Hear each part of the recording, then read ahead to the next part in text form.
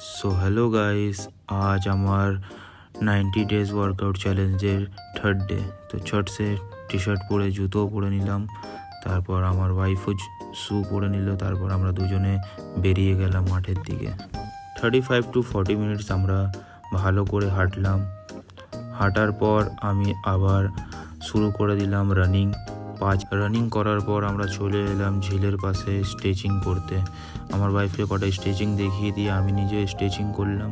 তারপর একটু ভালো করে ওয়ার্ম আপ করার পর আমি শুরু করে দিলাম স্কোয়াট 3 সেট, তারপর লাঞ্জেস করলাম 4 সেট, তারপরে শুরু করলাম হনুমান ডান্ড। আপনারা কে পারে হনুমান ডান্ডটা কমেন্ট সেকশনে জানাবেন। তো কিছুক্ষণ ডান মারার পর আমি আবার চিন আপ মারতে চলে গেলাম।